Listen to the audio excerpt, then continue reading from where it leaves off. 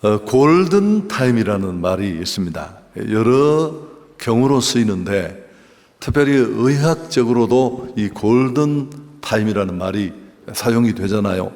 생존이 걸린 그 마지막 시간, 정말 죽느냐 사느냐를 결정짓는 그 마지막 금쪽 같은 시간을 골든 타임이라고 합니다. 제가 신문을 자료를 찾아보니까 중증 외상 환자의 경우는 33% 정도가 1시간 이내에 수술을 해야 생존이 가능합니다. 그렇지만 심정지 같은 경우는 골든타임이 훨씬 짧습니다. 4분에서 5분을 넘기면 이미 어려워집니다. 여러분, 우리 교회 1층 로비에 흔히 제세동기라고 부릅니다마는 자동 심장 충격기가 있는 이유도 바로 거기에 있습니다. 교육도 또 필요합니다마는 어쨌든 사고 발생 후에 피해를 최소화할 수 있는 너무너무 소중한 시간이 골든타임입니다.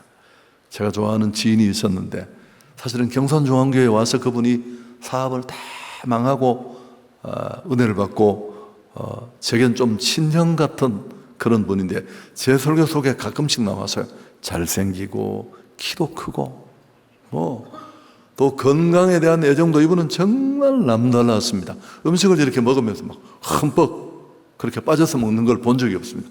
늘 강 건너 불 보듯이 조금만 더 먹으면 바로 막 일어나서 운동하고, 저보다 서너 살 많은 분인데 전혀 아픈 곳이 한 곳도 없었습니다. 그러니까 저녁에 아내를 돕겠다고 슈퍼 가는 길에 쓰러져서 심정지가 왔고 옮겼을 때는 이미 뇌 상당 부분이 손상을 입어서 돌아가셨어요. 여러분, 얼마나 충격적입니까? 제가 어제 찾아보니까 이 심정지는 아무 질병이 없어도 누구에게나 올 수 있습니다. 골든타임을 놓쳐서 그렇게 된 겁니다. 여러분, 이런 예는 너무너무 많습니다. 오늘 우리 집사님 기도해 주셨습니다마는 최근에 지진이 일어났던 튀르키예, 시리아의 상황도 이미 그 더미 속에 갇혀진 사람들을 건져내는 골든타임 얘기를 우리가 아주 귀가 따갑도록 들었습니다. 또 성경에도 나와요. 사실 이런 표현은 없지만 니느웨로 요나를 등더미로 보내면서 40일이라는 그 도성의 골든타임, 40일이 지나면 이 도시가 멸망한다, 그렇게 미리 숫자를 보여주시기도 했었고요. 하나님은 살아 계십니다. 천국과 지옥은 지금도 분명히 존재하는 줄 믿습니다. 성경은 여러 곳에서 이 사실을 너무나 분명히 말씀하고 있습니다. 그렇지만 우리가 살고 있는 이 도시를 보면 이런 사실을 아는지 모르는지 전혀 관심 없이 살아가는 사람들이 수두룩합니다. 먹고 마시고 시집가고 장가가고 죄짓기에 오늘도 여념이 없습니다. 무슨 흔해 빠진 원조, 교제, 동성, 연애, 불법과 타락이 난무하고, 오늘 우리가 소돔, 고모라의 사건을 살필 텐데 그 죄악의 시대 심판의 일을 가장 전형적으로 보여주는 소돔, 고모라의 때를 방불케 하는 시대를 우리는 살고 있습니다. 교회 다니지 않는 분들도 죄악과 타락의 상징, 그리고 심판의 전례로 이 소돔 고모라를 기억하잖아요. 죄악이 크게 달했습니다. 하나님은 더 기다릴 수가 없었습니다. 죄에도 도수가 있거든요. 안경에만 도수가 있는 게 아니라. 그래서 하나님은 이곳을 심판하기를 원했고, 심판을 결행하기 전에 최종적으로 일단의 천사를 보내서 확인하기를 원했습니다. 자, 18장, 창세기 18장, 오늘 우리가 읽은 장은 앞장 20절, 21절에 보면 이렇게 나옵니다. 여호와께서 또 이르시되 소돔과 고모라에 대한 부르짖음이 크고 그 죄악이 심히 무거우니 내가 이제 내려가서 그 모든 행한 것이 과연 내게 들린 부르짖음과 같은지 그렇지 않은지 내가 보고 알려 하노라. 그래서 확인하려고 일단의 천사들이 롯이라는 사람의 가정에 보내셨습니다. 근데 참 충격적인 건 이런 새로운 사람의 방문을 보고 그 타락한 도시에 사람들이 떼거리로 몰려왔습니다. 그리고 5절에 보면 롯을 부르고 그에게 이르되 오늘 밤에 내게 온 사람들이 어디 있느냐 이끌어내라 우리가 그들을 상관하리라. 우리 표현은 이렇게 애매합니다만 이 상관이란 말이 성행위를 말하는 겁니다. 소돔의 사람들이 얼마나 성적으로 타락했는지 그 단적인 예를 잘 보여주는 대목인데, 집단 동성애를 드러내놓고 할 정도로 타락의 끝을 치닫고 있었습니다. 여러분, 우리가 뭐 다를까요? 대한민국도 마약 동성애로부터 자유로운 국가가 아닙니다. 커밍아웃을 한 연예인이 여전히 드라마에 출연하고 배역을 맡고 때로는 그 동성 친구를 자랑하고, 드라마나 영화 속에도 곧잘 이런 예들이 나옵니다. 최근에도 최근 오세훈 시장이 되고 이제 올해까지 아마 이 동성애자들의 축제인 퀴어 축제가 허가가 되지 않은 것 같아요. 여러분, 엉덩이 다 내온 옷을 입고 동성애를 홍보하는 축제입니다. 6월 6일 날 9일 날 하는 이유도 그 69라는 엄난한 숫자를 형상한 데서 시작이 되었다고 합니다. 옳고 그름 이런 문제를 훨씬 뛰어넘어 우리 시대가 그 시대와 하나님의 심판을 결심할 더 이상 주저하실 수 없는 그런 시대와 별로 다르지 않겠습니다. 그래서 하나님은 이런 소돔 고모라의 극에 달한 죄악 그리고 그들에 대한 심판을 행하기 전에 더 하나 놀라운 것은 먼저 하나님의 사람 아브라함에게 말씀을 하십니다. 17절, 18장 17절 자막은 보여드리지 않습니다만, 내가 하려는 것을 아브라함에게 숨기겠느냐. 아브라함의 영빨을 우리가 알 수 있는 대목이죠.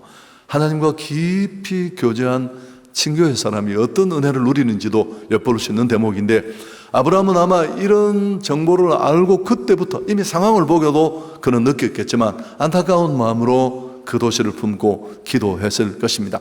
창세기 18장, 우리 오늘 19장을 읽었지만 23절부터 아브라함의 기도가 나오는데 그냥 들으시면 생각이 날 겁니다. 아브라함은 하나님 앞에 나가 결판을 냅니다. 의인과 악인을 함께 멸하시려고 합니까? 이 도성이 이렇게 죄가 강하지만 그래도 이런 사람이 있는데, 하나님 이 성중에 50명이라도 의인이 있으면 용서하시겠습니까? 하나님은 그래, 의인 50을 찾으면 내가 용서해 주겠다. 아브라함은 이 협상을 이어갑니다. 45인이 있으면요, 오케이, 40인, 30인, 20인, 이 도시에 의인 10사람만 있어도 심판하지 않겠다. 이런 흥정의 성격을 띤, 이 표현이 정확한지 모르겠습니다만 기도가 계속됩니다. 10명 이하로 더 내려오지는 못하는데 아브라함의 끈질긴 기도를 우리는 보게 됩니다. 여러분, 이 소돔 고모라를 위해 기도하는 아브라함의 절절한 기도의 이유를 그 시대의 아픔을 보고 함께 아파하는 내용이기도 하지만, 또 하나 그의 기도가 더 간절했던 이유를 아시죠? 그 도시, 그 죄악의 도시 한가운데 그의 사랑하는 조카의 가정이 들어있었습니다. 세상 따라 슬그머니 옮겨가다가 죄의 도시 한가운데로 롯의 가정이 옮겨갔잖아요. 그 도시가 다 하나님의 말씀대로 심판받으면 조카 가정도 당연히 다 심판받아 멸절될 텐데, 그런 안타까운 마음으로 그 가정과 그들을 위해서 기도했을 것입니다. 자, 오늘 여러분, 이게 제가 행축 직전에 자주 하는 그런 내용들이긴 합니다만은, 소돔 고모라가 심판 와중에서 그래도 다 멸망되었지만 아브라함의 조카인 이 롯의 가정만 구원을 받고 살아남습니다. 이런 기적적인 일을 가능하게 하는 데는 다 이유가 있겠습니다. 다 어렵다고 하는데 잘 되는 사람 이유가 있는 거예요. 다 교회가 어렵다고 하는데 부흥하는 교회는 다 그럴 만한 이유가 있고 마찬가지입니다. 첫 번째 이유가 뭐냐 하면 아브라함의 간절한 기도 때문인데, 하나님이 죄악의 도성에서 롯 일가를 살리신 것은 무엇보다도 아브라함의 그 절절한 기도 때문이었습니다. 자, 29절 우리 함께 읽습니다. 하나님이 그 지역의 성을 멸하실 때, 곧 롯이 거주하는 성을 엎으실 때 하나님이 아브라함을 생각하사 롯을 그 엎으시는 중에서 내보내셨더라. 하나님이 아브라함을 생각하사 저걸 빨간 글씨로 해주십시오. 눈에 확 들어오도록. 그래서 하나님은 아브라함이 드렸던 많은 기도가 있었겠지만 그 조카의 가정을 향해 그가 드리는 그 간절한 기도, 아브라함의 이 중보하는 기도가 타인을 위해 하는 기도를 중보 기도라고 하잖아요. 롯 일가를 구한 것입니다. 기도가 호흡이라면, 제가 생각을 해보니까 이 심판을 바로 눈앞에 두고, 임박한 심판을 두고 기도한 이 아브라함의 간절한 간구는 인공호흡과 같지 않을까, 그런 생각도 해봤습니다. 여러분, 기도를 하긴 하지만 아브라함 편에서도 확실히 답을 받은 건 사실 없습니다. 내가 너 기도를 들었어. 네 눈물을 보았고 네 간절함을 내가 알고 살려줄게. 네 조카 가정만은 내가 면제해줄게. 그런 얘기가 없습니다. 기도할 때 우리도 마찬가지입니다. 도대체 내가 가정을 끌어안고 가족을 끌어안고 자식들을 마음에 품고 내가 드리는 이 기도가 얼마나 실제적으로 그들을 구원하는 데 도움이 될까 확신하는 일은 쉽지 않습니다. 아브라함이나 우리나. 그렇지만 여러분, 우리는 그 기도의 결과가 이루어지는 것을 보고 있습니다. 아멘. 그 도시 전체가 멸망할 때 멸망했지만 하나님은 롯과 그의 가게를 구원해 주었습니다. 기도의 능력인 줄 믿습니다.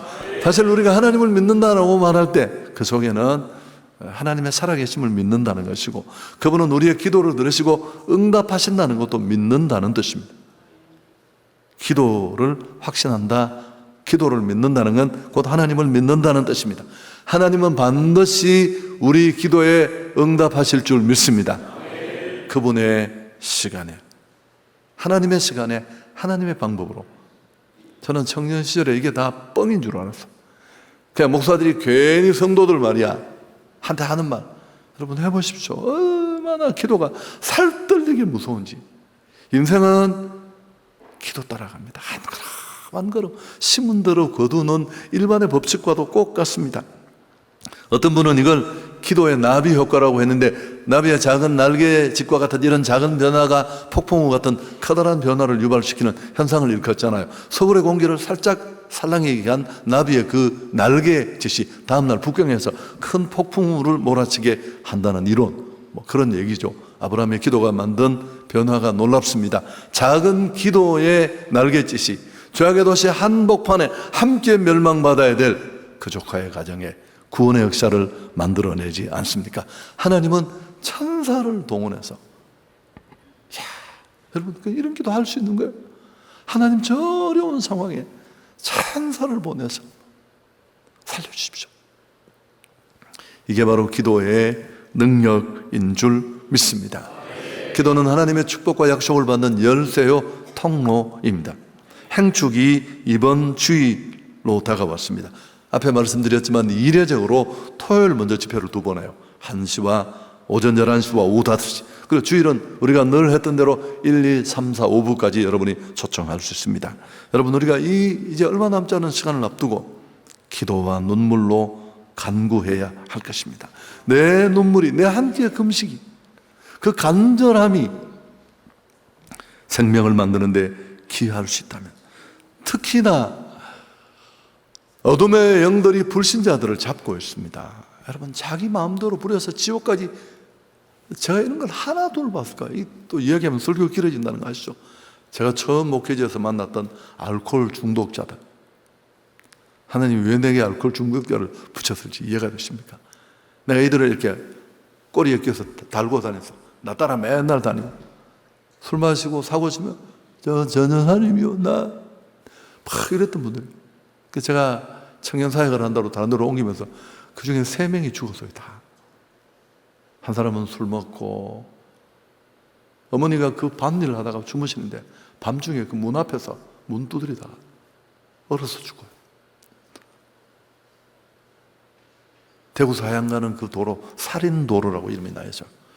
차들이 너무 고속으로 달려서 일하시는 분들이 많이 그곳을 이렇게 예측 없이 지나다가 돌아가신 그곳에 또 한 명은 술 먹고 건너다가 죽고, 그 중에 또 한 명은 어머니를 막 두들겨 패는 사람인데 그때 집을 나갔는데 아직까지 안 돌아왔어요. 못 돌아온다고 봐야 되겠죠.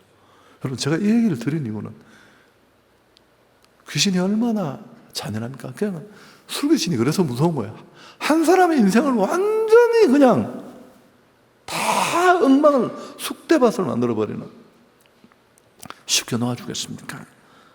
우리가 금식하며 기도할 때 이 결박이 풀려질 줄 믿습니다. 자, 불신자의 영적 상태 늘 알려드렸는데 고린도서 4장 4절 함께 읽습니다. 그 중에 이 세상의 신이 믿지 아니하는 자들의 마음을 혼미하게 하여 그리스도의 영광의 복음의 광채가 비치지 못하게 함이니.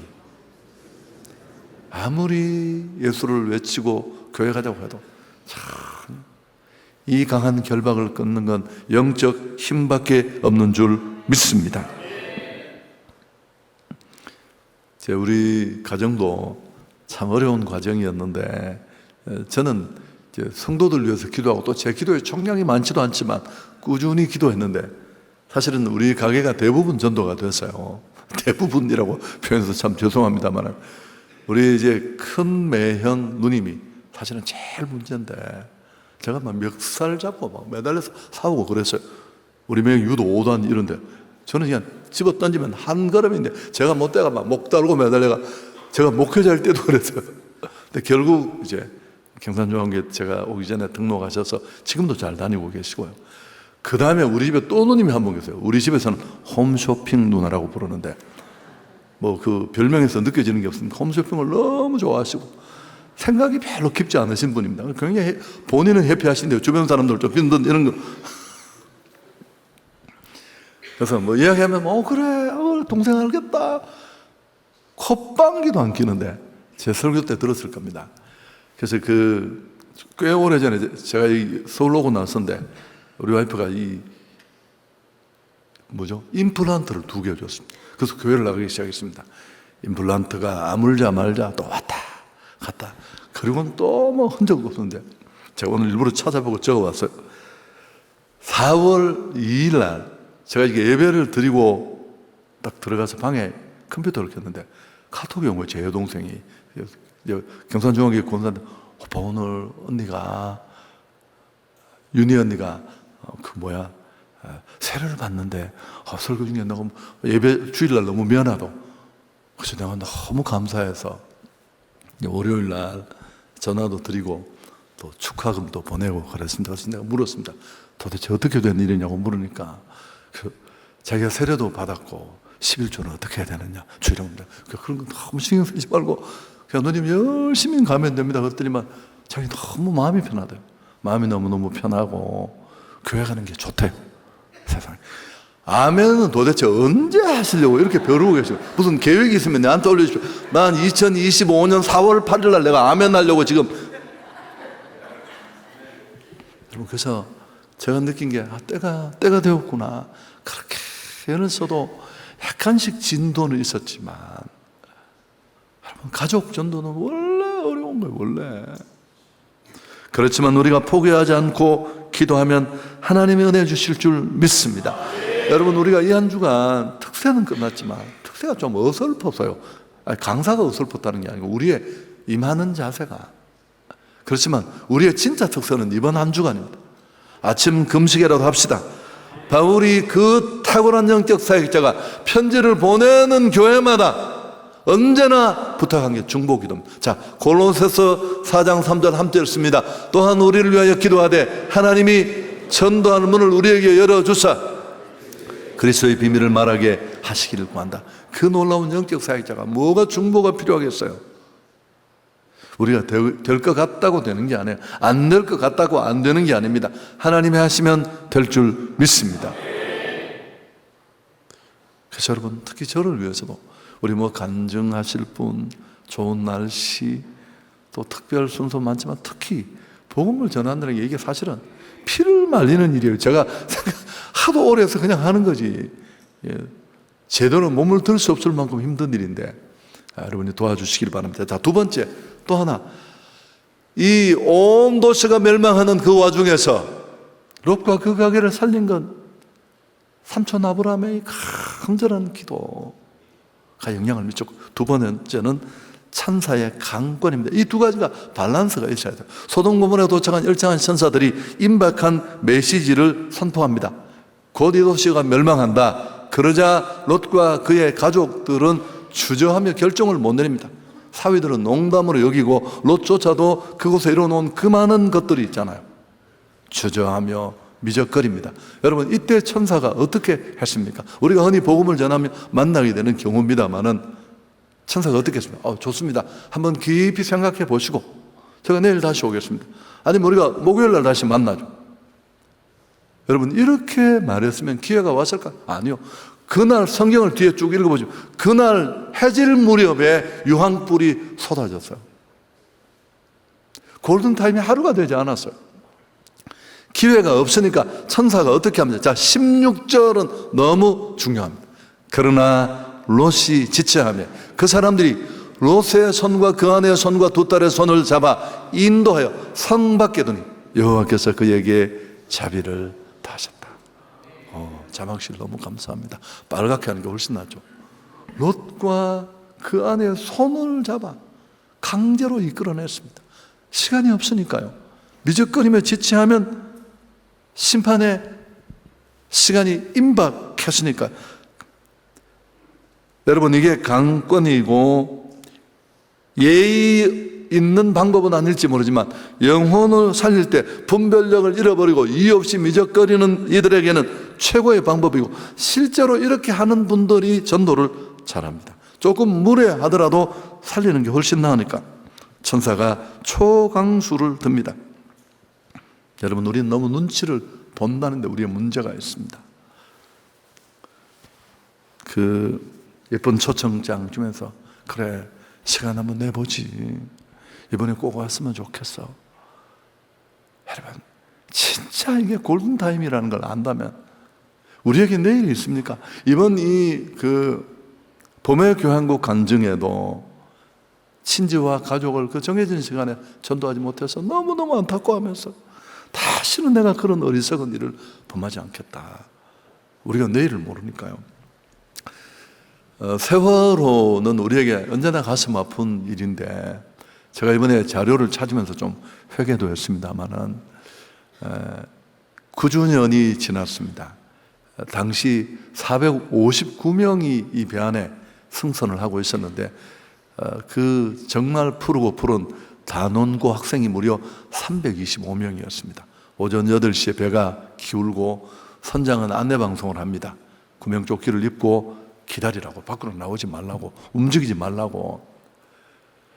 여러분, 구조의 시간이 정말 얼마 남지 않았다는 걸 알고 그 골든타임에 적절하게 대처했으면 절대 사상자는 이렇게 대형 참사로 이어지지 않았을 겁니다. 이제 9년이 지나고 우리는 이제 이 어마어마한 희생을 치르고 학습을 통해서 알게 된 거예요. 배가 기울고 또 완전히 침몰할 때까지 2시간 30분의 골든타임이 있다는 것을. 자, 선장이 말한 대로 만일 선실에 가만히 있어서는 안 되고 배 위로 빨리 그때 대피하면 그래도 생존율을 올릴 수 있다는 것. 자, 그런데 좀 안타깝지만 9년 전에 이 사건이 일어나기 직전으로 돌아가고 내가 그 배에 있었다고 하십시다. 또 그 배에 도움을 줄 수 있는 상황이 있었고 내가 만일 그 자리에 있었다면 어떻게 하겠습니까? 배 밑에 내려가서 야, 올라가자, 지금 위험하다. 애들 몇 명 막 게임하고 자기들끼리 뭐 한다고. 아저씨 올라가세요. 그래, 천천히 올라와. 지금 올라가는 게 좋은데. 여러분, 이럴 사람이 있습니까? 마음 내키면 올라오고 말고 두들겨 패서라도, 아니 기절을 시켜서라도, 목을 해달라고 좋아서라도 야 임마, 여기 죽는 거야. 여러분, 그게 유일한 구원의 방법이고 2시간 30분이 지나고 이 골든타임이 끝나면, 여러분, 그래서 선장은 사형을 구형받고요. 그 배 선원들, 무슨 기관장 또 등등등 11명 전체가 다 살인죄가 적용이 됐어요. 살인죄가. 1년간의 접한 그때 무기로 좀 감형이 되었습니다. 1등, 2등 항해사 11명의 선원, 기관장 전부 다. 여러분, 제가 법원의 판결문을 자세히 보니까 이렇게 되었습니다. 선원들은 자기들이 먼저 도망을 갔어요. 뿐만 아니라 선원들은 탈출 이후에도 구조 조치를 전혀 취하지 않아 살인의 고의성이 인정된다. 이게 법원의 판결이에요. 당연히 사형시켜야 되죠. 감형이 됐지만. 그래서 우리 인생 자체가 세월호와 뭐가 다릅니까? 참 이름도 참 배 이름이 그렇죠. 죽음과 심판을 향해 날마다 이 배는 조금씩 기울며 침몰해 가고 있습니다. 문제는 각자의 침몰 시간이 다르다는 것인데요. 어제도 오늘도 수많은 인생이 죽음의 바다로 침몰합니다. 매 통계를 보면 30만 명씩 죽어요. 여러분, 이번 행축이 마지막 기회라고 여겨야 합니다. 우리는 말세지마를 살고 있고 내일을 모르니까 내 주위에 내가 영향을 미칠 수 있는 나의 관계 속의 사람들 중에 이런 롯들이 있다는 사실입니다. 그런 소리야. 아니, 차차 갈게 친구야, 고맙지만 네 마음 내가 10년째 받았는데 그래, 내가 이제 은퇴하고 시간 나면 갈게. 기도하며 긴박감을 가지고 강권해야 할 줄 믿습니다. 내 자녀, 부모, 친지라면.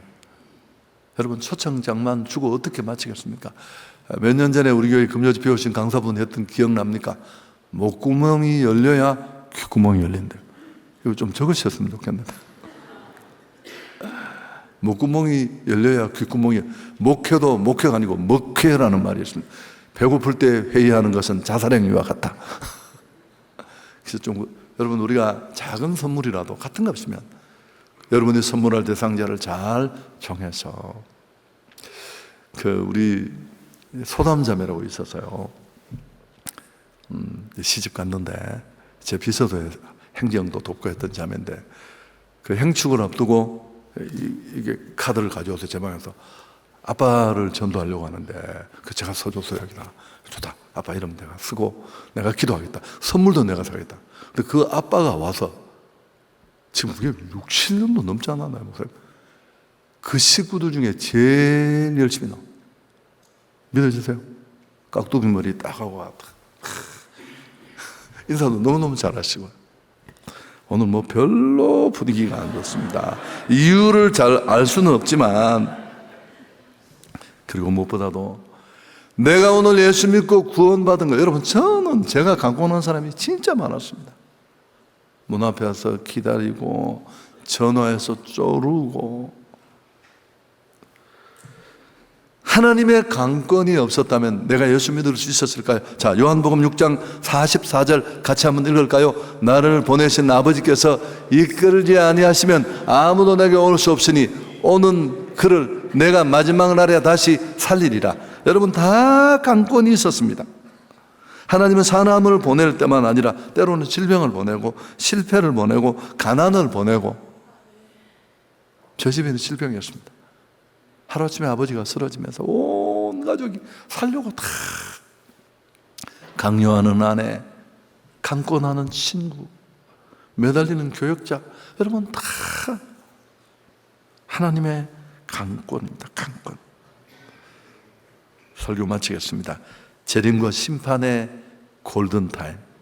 얼마나 그 상황이 긴박했으면 말세 지발, 이 한자로 말세라는 그 말세 진짜 끝을 우리는 살고 있습니다.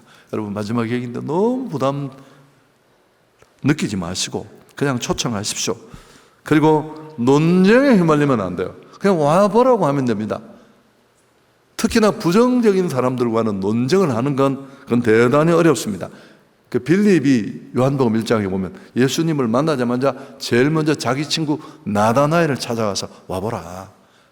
참, 내가 나사렛에 있어서 예수를 만났다. 그러자 빌립이 나다나엘이 뭐라고 말합니까? 나사렛에서 무슨 선한 게 나느냐? 아니, 예수 있으면 내 앞에 데려와봐. 뭐 이렇게 말하는 거 똑같죠. 그때 빌립이 한 말은 뭐 내가 만났는데 너 무슨 소리 하느냐? 막 논쟁을 하는 게 아니고 와봐라. Come and see. 부정적인 사람들, 따지기 좋아하는 사람들에게 이게 최고의 방법입니다. 중매 잘하는 사람들이 처녀 총각을 연결시킬 때 이 말 저 말하면 뭐라고 합니까? 아이고 맞다, 일단 됐고 만나봐. 만나보고 결정해. 뭐 그렇게 말이 많아. 만나보면 다 될 텐데. 여러분, 전도를 결심까지로 생각하면 어려워져요. 여러분, 교회에 데려와서 복음을 듣게 한 데까지만 하고 그 다음 책임은 제가 지고 저는 그 책임을 그분에게 다 넘길 거예요. 여러분, 교회로 인도하는 것까지가 하실 일이고 또 궁극적으로 그분이 책임을 져야 돼요. 복음을 듣고 이해를 했다면 본인이 선택하지 않는 건 천국 가서도 의미가 없으니까. 우리 이번 한 주간 동안 끝까지 마지막 스텝을 잘 밟읍시다. 기도할 수 있기를 축복합니다. 여러분, 정말 마지막이라고 생각, 내 건강, 그의 상황, 마지막 시대 다 골든타임이 걸려 있습니다. 그 시간의 길이가 각자 다르고 언제인지 모르지만, 그 다음 두 번째, 기본적인 이런 일들을 하는 데만 아니고 강하게 이끌 수 있어야 돼요. 좋으신 하나님께 영광을 돌리겠습니다.